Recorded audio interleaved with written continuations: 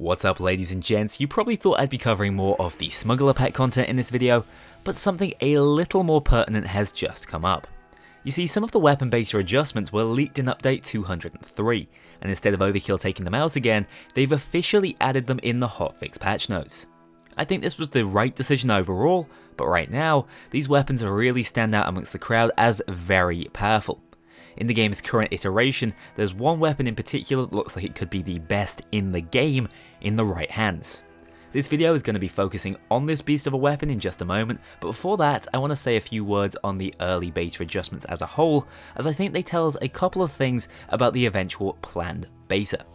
First, it seems like there's going to be adjustments to more than just the damage output of weapons in this rebalance.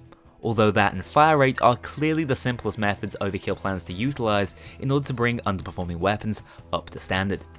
Second, I'm worried that the ammo pickup changes will completely remove the need for ammo bags in the future, making some weapons less of a chore to use, but taking out a core playstyle at the same time.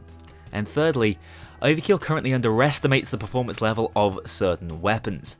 Case in point, this monster and the topic of today's video, the Contractor 308 sniper rifle, which received a sizable buff despite already being one of the best snipers in the game. I was already using this weapon in a number of my death sentence builds, so seeing it receive positive changes like this is a big deal. The first thing I had to do was put it on and experiment with the changes. This is the build I've put together in order to try it out at maximum capacity. This is not a recommended build for playing with a team, it's purely to see what the Contractor is capable of on its own. Also, this build will be showcasing the AK Gen 21, the new SMG secondary, which I'm steadily getting more and more use out of.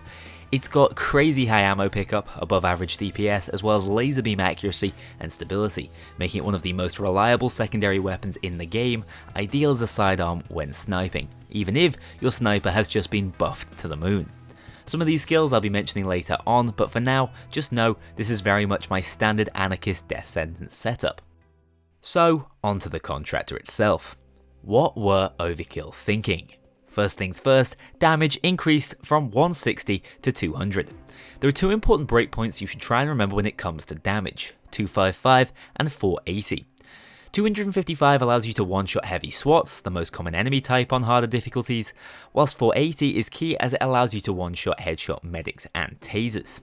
The Contractor used to do 160 damage, meaning it couldn't hit either of these without skills. It was, however, a good concealment sniper option, meaning crit has always been your friend, and with a Berserker setup, you could easily guarantee 255 damage at that 160 base. However, now we've got 40 extra base damage to play around with, 480 is suddenly on the cards. Let me show you how you can do this. First up, we start with the Zerk. You should be able to do this with Molotovs to consistently reach roughly this health point, granting you 95% increased damage. With the extra 5% from Fast and Furious, this gives us about 405 damage a shot, still not enough. But wait, there's more. We only need this extra damage against special enemies as we can already one-shot standard cops. So that means we can use the fairly underutilized skill, High Value Target, to first get an extra 15% damage against marked enemies for both yourself and your team, and then, once aced, gain 50% extra damage when firing from over 10 meters away. This means if you can control your engagement distance as well, you can now consistently do over 700 damage a shot and one-shot every enemy type other than bulldozers with a DMR type sniper. Potentially game-breaking. Of course, this setup isn't always practical, especially if you want to bring Inspire on a heist, so 480 may remain a pipe dream for some, so the increase to 200 base damage may not seem that relevant.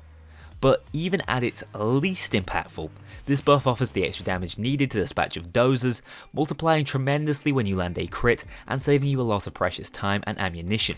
So still, even if you can't run a luxury build like this, it's an impressive buff and enough to start using this weapon if you weren't already. Except Overkill thought this wasn't enough.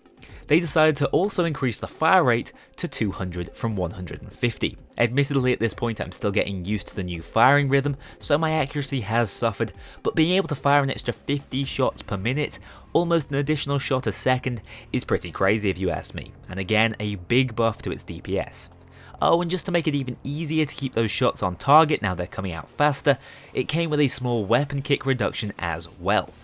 It's not tremendously noticeable, but why not throw another buff its way? After 3 adjustments, the Contractor is now an indisputable beast. Don't get me wrong, it's still nowhere near as easy to use as some of the old meta weapons, but in terms of pure kinetic potential, this could be a huge mover as the post-beta meta evolves. Get your practice in early, the Contractor and snipers in general are looking to place themselves right at the forefront of Payday's gameplay in 2021. Now, I don't want to come across as overly critical or facetious here. In general, I like the spirit of the changes. The identity of the weapon is still there, and if anything, it's just become more fun to use. This is just a bit of a warning. It doesn't take much to overtune the rebalance and simply shift the meta towards another indisputable king. Snipers are my favourite weapon class in the game, and I agree they could generally do with a little love for more people to start regularly making use of them. This is a good start conceptually, but I do believe it was targeted at the wrong weapon.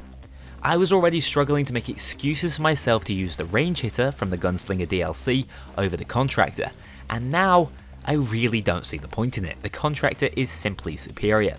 Of course, once we have our hands on the entire beta, it will become more apparent how things are changing. I think it's a little unfair to compare a buffed and unbuffed weapon. This may just be the tip of the iceberg, and an adjustment preemptively made to keep the Contractor in line with some crazy buffs to other weapons. Overkill just need to be a little cautious in taking this approach. If we see buffs like this to most average or below weapons in the game, they'll need to nerf perks and skills to compensate and keep difficulty stationary. In my opinion, this overall would be a change for the worse. Instead, they should focus on improving the functionality of weaker weapons and bringing their DPS up to a viable point, whilst not compromising the fun, skills, and multipliers in the process. Also, for the most part, the leaked weapon buffs are in the right places. It's only really the Contractor that stands out as an already high tier weapon within its category. If this is just a signal of a redistribution of weapon class power, I can get behind it. LMGs and shotguns have had their time in the sun as the kings for now.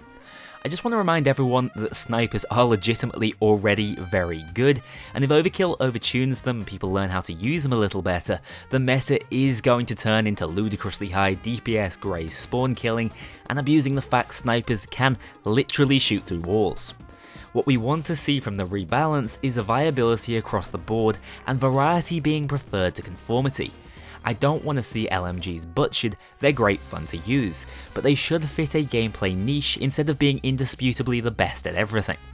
As an aside for Payday 3, I think weapon categories should be balanced under the same philosophy as skill trees. Make it so they do something uniquely well, so that a team is best prepared if they have a wide variety of different types equipped, just like it was originally intended to have a mastermind, ghost, technician and enforcer on the team. It would be great to see all weapon classes have a defined purpose and signature playstyle in the future. So there it is, rant over, Contractor OP. Get out there and give it a go. Now, if you guys want to see more videos like these covering the weapon changes and the new weapons in fun, bite-sized, build-orientated videos, let me know. It feels like a fun way to produce more consistent content that's still valuable for the viewers. Especially when the full beta releases, which is clearly not too far off if changes are accidentally being moved into live versions. We'll have a lot to discuss then, and I'll immediately be trying to sniff out the strongest DSOD options and most enjoyable newly viable playstyles from the rebalance. For now, stay tuned, more Update 203 content is on its way, after which those videos you voted on will be rolling out the door. Thank you so much for watching, I'll see you all very soon. As ever, thank you very much to my Mean Infamy patrons and above. If you want to join that infamous club to see yourself in the credits or get early exclusive access to my videos, including the story videos, check out my Patreon link below. Remember that Discord is open to all if you crave some more Payday discussion. Thank you very much for watching this video, and I'll see you all very soon for the next one.